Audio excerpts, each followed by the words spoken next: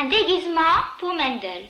Une après-midi avant Pourim, Mendel et sa grande sœur Myriam partirent de la maison pour aller acheter à Mendel un déguisement pour la fête de l'école. Mendel, dit Myriam, quand on arrivera dans le magasin, on se séparera.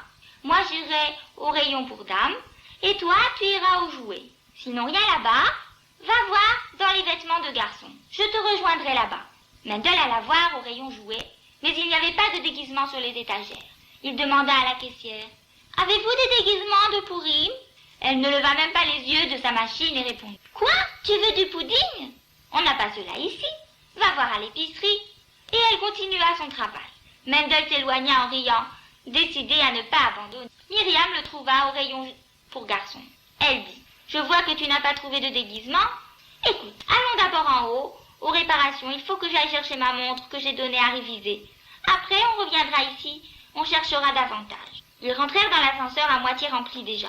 Les portes se fermèrent et l'ascenseur commença à monter. Soudain, dans un grand grincement, l'ascenseur s'arrêta. Mendel faillit tomber à la renverse. Bientôt, le haut-parleur annonça, « Mesdames et messieurs, vous êtes bloqués.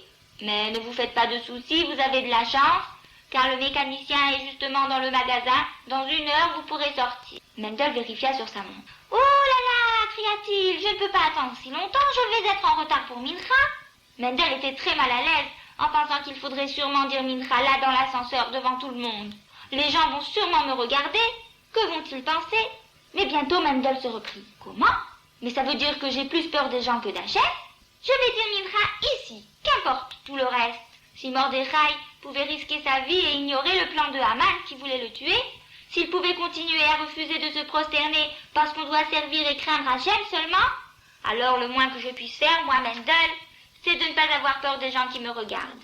Ainsi, Mendel ferma les yeux et il fit la tfila là, dans l'ascenseur, avec une grande kavana.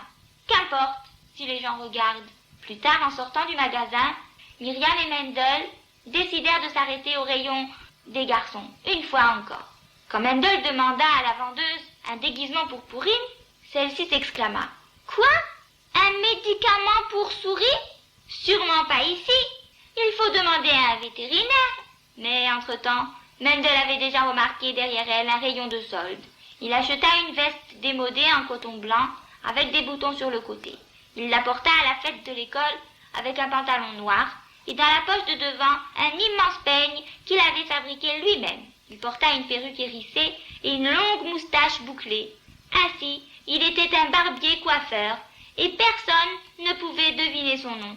Et vous? Mendel était déguisé en Haman, qui était au début un coiffeur.